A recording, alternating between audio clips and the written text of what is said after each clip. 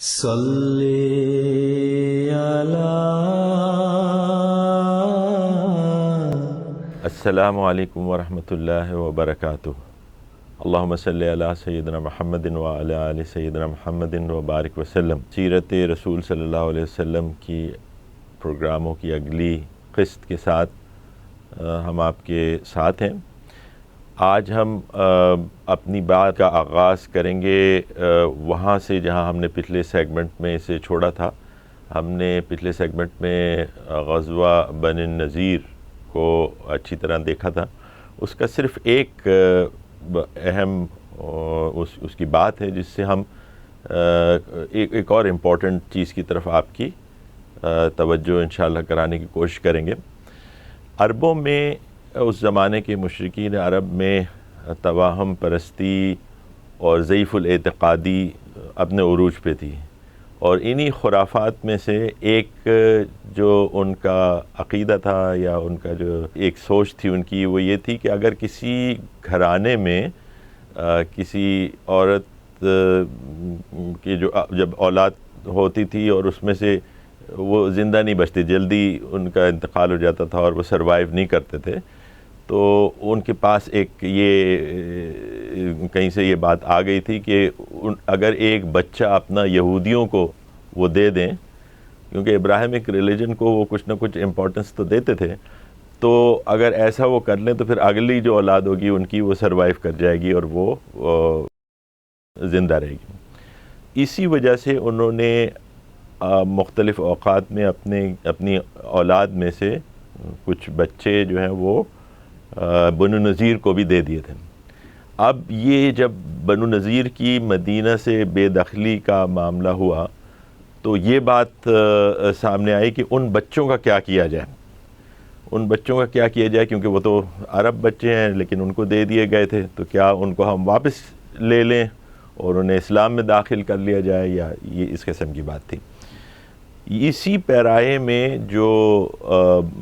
آیت ہے، جو سورہ آیت الکرسی کے فوراً بعد ہم دیکھتے ہیں لا اکراہ فی الدین قد تبین الرشد من الغی، یہ اسی کانٹیکسٹ میں یہ آیت آئی تھی کہ اسلام میں کوئی یعنی کراہت کے ساتھ زبردستی، زور زبردستی سے داخل کرنے کی کسی کو یہ اجازت نہیں ہے۔ یہ اس کی اپنی ثوابدید ہے، اس کا اپنا سمجھ میں آنا ہے۔ اگر ایمان اس کے اسلام سمجھ میں آتا ہے تو وہ اس کو اپنا لیں، لیکن کسی کو زبردستی تلوار کے زور پہ، جیسا کہ مسلمانوں پہ ایک الزام بھی لگایا جاتا ہے جو بالکل اس کی کوئی حقیقت نہیں ہے۔ اسلامی تاریخ میں ایسے واقعات کو بہت بڑا چڑھا کر پیش کیا جاتا ہے، لیکن اسلام کے مخالفین میں حتیٰ موہن داس گاندھی جیسے شخص نے یہ مانا ہے اور یہ کہا ہے کہ اسلام تلوار کے ذریعے سے نہیں پھیلا، بلکہ یہ رسول کا اور ان کے صحابہ کا کیریکٹر تھا، اور وہ ان کی اپنے مقصد سے جو ایک محبت تھی اس کی وجہ سے اس کا اتنی اشاعت ہوئی اور اتنا پھیلا۔ بہرحال اس چیز کو آپ ذہن میں رکھیں، اور دوسری طرف میں آپ کی توجہ جس اہم بات کی طرف دلانا چاہ رہا تھا اس واقعے کو لے کے، وہ یہ تھی کہ آپ اگر انٹرنیٹ پر جائیں اور غزوہ بنو النضیر کے بارے میں کچھ سرچ کرنے کی کوشش کریں، اور جو مشہور ہمارا ایک پلیٹ فارم ہے جہاں سے ہم اکثر چیزیں اٹھا لیتے ہیں، دیکھ لیتے ہیں، وہاں جا کے اس کے متعلق پڑھیں تو اس میں بالکل ہی اس کی مخالف سمت میں جو ہے وہ باتیں کی گئی ہیں۔ وہ ہے ویکیپیڈیا کا پلیٹ فارم۔ اس پر آپ جا کے بنو النضیر کے غزوے کے بارے میں لکھیں تو ان کا وہاں پہ انہوں نے اس طرح لکھا ہے کہ رسول اللہ صلی اللہ علیہ وسلم نے بنو النضیر کو یہ 10 دن کی مہلت دی کہ 10 دن کے اندر آپ اسلام قبول کر لیں، ورنہ آپ کو یہاں سے فارغ کر دیا جائے گا یا قتل کر دیا جائے گا۔ یہ انہوں نے دے آپٹڈ کے بھی وہ یہاں سے چھوڑ کے چلے جاتے ہیں، جو ایک بالکل غلط بات ہے۔ جو ہم نے پوری بنو النضیر کی جو واقعی کا تفصیل پچھلے سیگمنٹ میں دیکھ لی، اس سے آپ کو واضح ہو جاتا تھا کس طرح انہوں نے آپ صلی اللہ علیہ وسلم کے قتل کی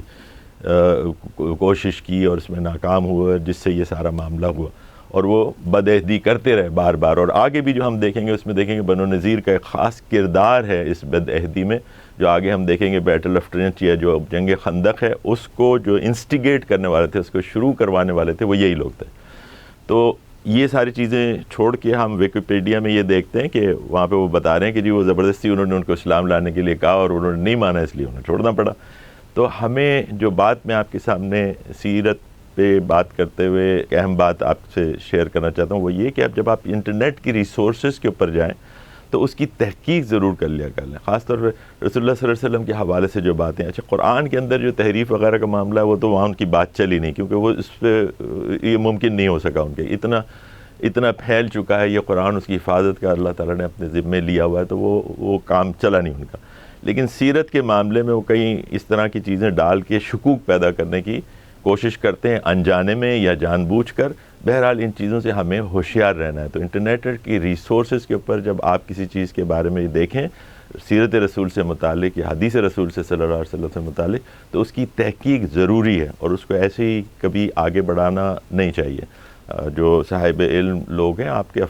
اطراف، یا کتابیں کھول کے دیکھیں، ابن اسحاق کو دیکھیں، ابن سعد کو دیکھیں، تو آپ کو چیزیں سیرت کی واضح ہو جاتی ہیں. تو یہ ساری چیزیں وہاں مل جاتی ہیں کہ در حقیقت کیا معاملہ تھا. اس اہم بات کو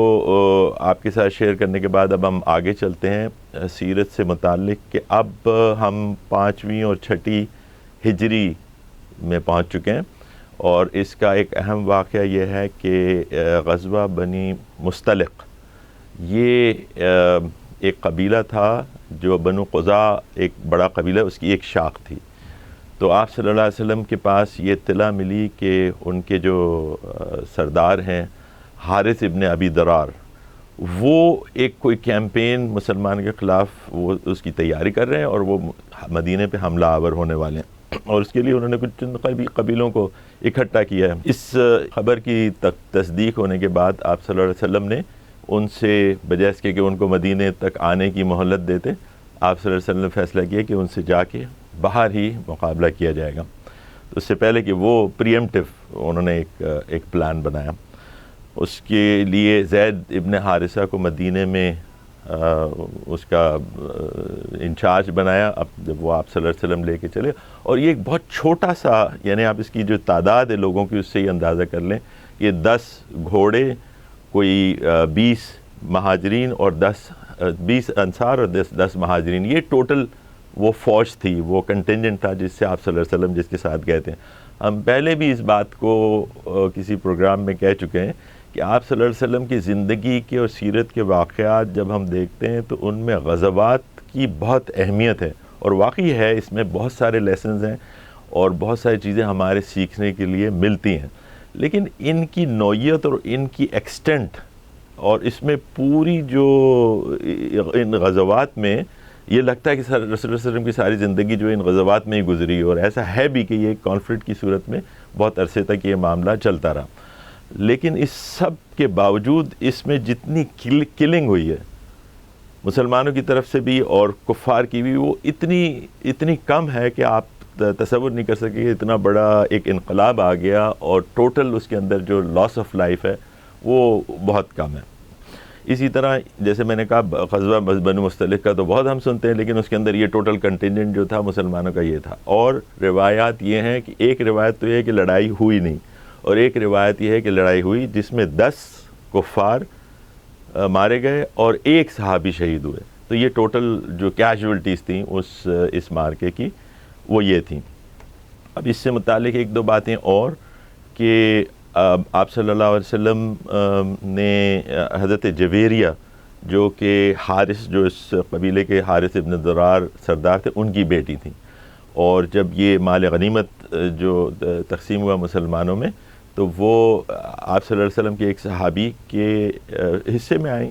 اور ان کا نام غالباً ثابت رضی اللہ تعالیٰ عنہ ہے. سو وہ جب جویریہ رضی اللہ تعالیٰ عنہ نے جب وہ ان کی یعنی کہ کسٹڈی میں آئیں اور ان کے حصے میں آئیں مال غنیمت کے طور پہ،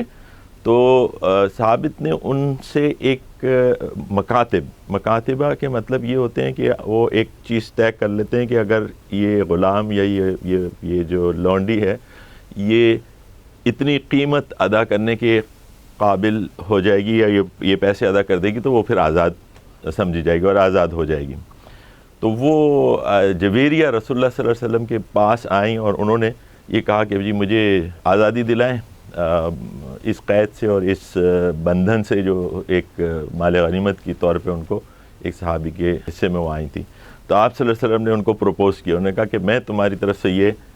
یہ جو تمہارا مکاتب طے ہوا ہے وہ میں ادا کرتا ہوں، اور میں تم سے نکاح کرنے کی تمہیں ایک اچھی تجویز یہ پیش کرتا ہوں، اور جس پہ انہوں نے رضامندی دکھائی، اور پھر وہ امہات المومنین میں سے ایک ہوئیں، جویریہ رضی اللہ تعالیٰ عنہ۔ بنو مصطلق سے متعلق اتنا ہی۔ اب اس کے بعد ہم اگلے سیگمنٹ میں انشاءاللہ ایک بہت اہم واقعے کی طرف ہم آپ کو لے چلیں گے، جو اسی کیمپین کے دوران ہوا، اور پھر اس کے بعد پھر ہم غزوہ خندق ہے اس کو تفصیل سے انشاءاللہ ایک دو قسطوں میں دیکھیں گے۔ اقول قولی ھذا واستغفر اللہ لی ولکم ولسائر المؤمنین والمؤمنات۔ السلام علیکم ورحمۃ اللہ وبرکاتہ۔